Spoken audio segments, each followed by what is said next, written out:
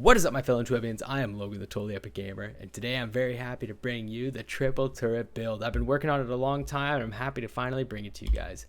Something important to remember with this build is that you are mainly going to be focused on supporting a team. This is a great team build. Of course, it has support or solo capabilities, but it's mainly going to be useful in a team. Your team will love that you are this specific build, and they will thank you every time. I guarantee it. I'm going to show in the gameplay that you're capable of getting a gold solo on CT15, but I would recommend definitely playing with a team. So just going through the class tree first, you can maneuver around this class tree a little bit. You want to go into the top tree and get some firepower, you can go to the bottom tree and get some anomaly power, go right ahead. I think that this skill or class tree that I've shown here is the best one, but feel free to move around a little bit. Change some of the pieces out. Maybe you don't like X, maybe you do like Y. Move around the tree, find what fits you the best. But with that said, we're going to get into it. Starting off, we go to get max health.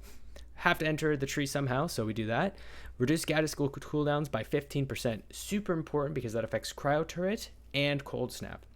And cold snap will be the biggest way that we clear AoE mobs. And it's going to be excellent for dealing damage and basically our main source. Moving on, we get a bunch of max health again. And here we go to get a vulnerability from toxic. Now, this gets applied when we do our blighted turret. And going further, we get extra vulnerability, but that's just kind of an extra piece there. The real reason we're doing this is so that every time we apply toxic, that we're going to put vulnerable on somebody. That's not always for just us, but it helps the turret, it helps our teammates, and it's just overall very, very satisfying. Moving on, we grab an extra 10% damage from freeze. Seems pretty basic. We don't need the extra armor, so no need to go up here. Moving on, we get an extra 10% health. The one thing I don't like about this middle tree is you have to waste so much. Like, look how much extra max health I'm getting. I don't want any of these. I wish I could just skip ahead and grab a couple up here, a couple down there, but you can't, so you have to kind of eat it. We take a little detour, take the extra 20% damage for enemies below 30% health. This is just kind of because there's no other real damage source with just a couple points, and we move in down here to get the extra 30% anomaly for both us and our allies every time we cast blighted turret. Blighted turret has like a 5-second cooldown, very excellent, 100% uptime, very, very strong, and we get a little anomaly power on the way. And where else are we going to spend 3 points? Maybe going up here to get 10% toxic, but it's not as worthwhile in my eyes. Moving on, another 15% cooldown reduction, excellent for the same reasons as provided back here. Moving on to get max health, and here you're going to see we actually do the same thing. You wouldn't think that we grab both, right? Because the blighted turret only grabs this one, or the blighted rounds build only grabs this one. But for us, we're applying freeze to so many people so often that this is great for us and our team. Again, for the exact same reason. So we go in and we grab that as well, and then we get the actual increase again to vulnerability. So very, very strong there. Moving on, we get the freeze afflicted enemies last 20% longer. Underrated, very strong. This is going to help you get a lot of extra cold snap damage, and you're going to be able to pop a large amount of mobs in different groups very easily. I hate that this is here for weapon leech because we're barely using our weapon, but you get 5%, so there you go. Another 20% armor, you don't need it, but there you go. Moving on, 20% healing for you and your allies. Again, not great, but now I'm going to get to why we committed these points to this. 30% increased damage on enemies afflicted with freeze. Well, we're going to have enemies afflicted with freeze pretty much 100% uptime. So that's like a free shatter mod with an extra 5% on top. Excellent, excellent. And that's why we go down this tree the whole way. Moving on, we get overclocked. Pretty much we're giving ourselves extra anomaly and weapon damage. We don't really care for the weapon damage. I wish it was to all our allies as well, but, you know, beggars can't be choosers. We also get a little extra buff of, you know, if we die, we get to be revived, which is kind of nice. And it works with crowd turret and cold snap. So that's pretty much the clash tree. Again, there's a lot of maneuverability. You can try going down with anomaly build power and try and get some more damage, but I did find that this tree was the best for the playstyle that I was doing. Of course, when we go through the skills, you're going to be running blighted turret and crowd turret, or 2 turrets, and cold snap. And cold snap, like I said, is going to be a huge source of our damage. Moving on, the most important thing here is that you either run the juggler or death shield. Now, you can run something other than Scrap Grenade, but Scrap Grenade fits the build really, really well because it's going to take that increased damage when things are afflicted with Toxic. It's going to take that increased damage from Fortress. It's going to take that increased damage when things are afflicted with Freeze, and it's AoE and it's easy to land. So that's kind of the reason we're going with this. Also, it has Skills Life Leech, which is why I chose it over putting Scrap Grenade on Death Shield. So that's the main reason for that. Moving on to our headgear, we're taking cryo damage, which is 5.5k, and euthanizer, 25% increased damage with toxic is applied. I think that's obvious why I'm choosing it. But let's get into the attributes a little bit. We are always going to be taking status power. There's anomaly power, and then there's skills life leech. I go in between skills life leech and cooldown reduction, but I always take status power. And that real reason is when you freeze somebody, it lasts forever. And that's an underrated ability. When you open up status power, you read it and you go, oh, increase the damage of burning, toxic, bleeding, whatever. But increase the duration of freeze, ash, vulnerable, and weakness. It's huge. It's huge. Status power is underrated but very strong. And we won't even be taking the extra mod for crowd turret to increase it based on status power. Does it fit into this build? Yes. Do you need absolutely perfect gear to make it fit? Again, yes. Moving on, Ice Baby. This is somewhere you could have put the crowd turret. But, you know, when you're trying to get the perfect build, getting that very last piece of gear, always going to be difficult. So there's a small upgrade you can make here. But the big part here to notice is Icicle Storm. Killing enemies frozen by the skill makes them explode for a quarter of a million damage. That's what it says. I saw a lot of times it just snapped for about 900k. And the real reason is this applies to everything that happens when it's frozen. Right? So if something's frozen and it has toxic applied, it takes the damage bonuses. So you'll see when you surround up some Perforas and you have all the status effects applied, well, guess what? That thing's popping for 900k. If it's around a Broodmother, that Broodmother's dead. And that's just the way it goes. Icicle Storm is going to be the king of damage for this build. Moving on, Shatter and Freezing Boost. And you can see here I got cooldown reduction instead of skills life leech. Like I said, I kind of maneuver between the two of them. I don't think there's any rhyme or reason to go too heavy into one side or the other. I think you get an extra cold snap every like 30 seconds, or you get some extra healing from your turrets. I think it's good to take the middle ground, and that's why you'll see I'll swap between cooldown reduction and skills life leech, but always taking status power. This is pretty clear, just 40% damage when they're frozen. They're frozen so often, it's pretty much a permanent 40% damage. Moving on, the twins, which is crowd turret. 2 turrets can be placed before triggering the cooldown. That one is excellent.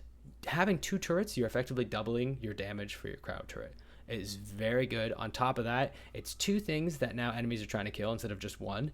And you're less likely to take damage on that turret because the things that are coming are getting frozen faster. So it's less likely for you to lose a turret. The effective damage increase is even more than 2 times in your cryo turret, which is insane. Probably the best mod here other than Icicle Storm.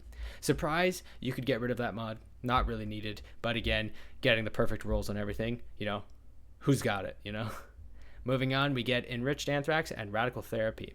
Status power, cooldown reduction. Like I said, moving between skills, life leech, and cooldown reduction. Radical Therapy, it's just good 15% damage. And the 11k from Blighted Turret is actually surpassing the about 5.5k you get from having full status power on the Crowd Turret mod. So that's why we choose Enriched Anthrax over getting the extra 5.5k off of Crowd Turret. Although, yes, there's 2 of them, so technically it's about 11k. I think that Blighted Turret does more damage anyways, and I think it's more effective, so I choose Enriched Anthrax over it. So that's pretty much the build, the overall theory behind it, and now we're going to get into the gameplay so you guys can see how it really works together. Also, my stats tell me that only 6% of you are subscribed, so feel free to subscribe and hit that bell and all that other stuff that other people tell you to do, because apparently it works. If you like the content, stick around, there's going to be a lot more coming up, and now we're going on to the gameplay. So here you'll see we're on Coliseum. And you're going to see the general strategy is throw down your turrets, play around them, and make sure you do as much damage as you possibly can. Get big groupings so you can get good cold snaps off and get the good icicle storms that you need. Now, something that's really important to notice here is that I don't panic turret. That's something that I did very early on, and it's something that will get you killed 100% of the time. You have to remember that your turrets are doing damage. They're going to give you a lot of skill leech. Just wait. Be patient. Because if you turret right away, you're going to put yourself in an even scarier situation because you won't be healing. You just took away your turrets. They're not going to heal themselves. And so this just kind of shows, like, the enemies can get around you. And yeah, you can go low, but just trust the turrets. Don't just throw down some. My cryo turrets are still down there, and I'm back to full health. I just have to reposition. You are not a firepower, get in their face build. You are a round them up and pop all of them at once build. So you got to play like the build you are working around. Now, here's a really good show of turrets doing their job, right?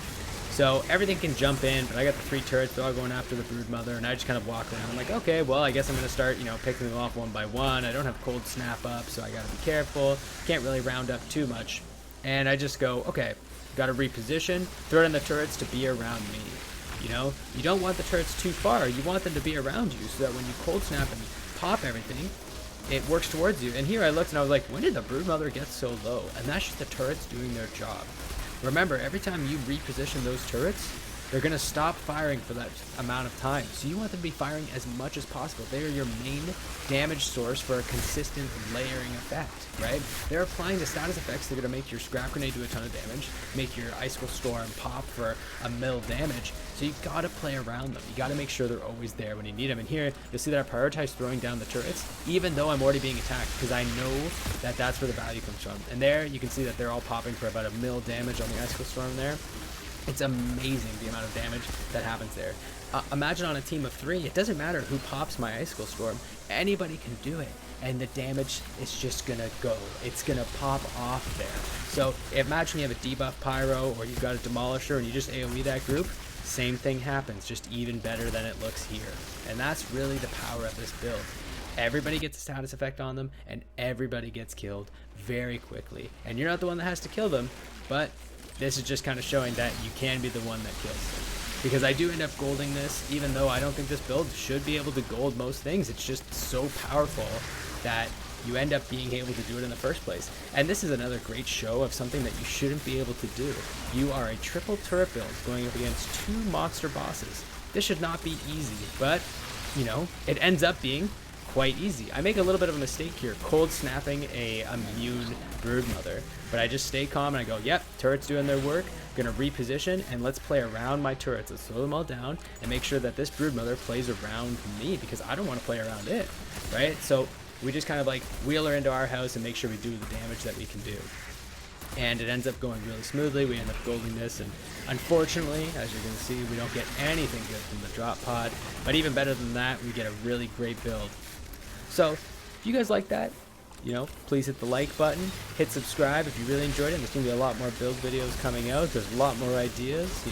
This build doesn't even use legendaries other than the gun. So there's definitely more to really explore in this game, and there's a lot of things that I'm sure people haven't touched. And as you're going to see at the end, just kind of how the damage gets spread around. It's going to say scrap grenades right at the top, but you kind of have to remember, that's the popping mechanism that we use. So of course scrap grenades can do the most, but really it's the turrets applying those status effects that's really causing our damage to go through the roof. So again, thanks for watching, guys, and I hope you have a great day.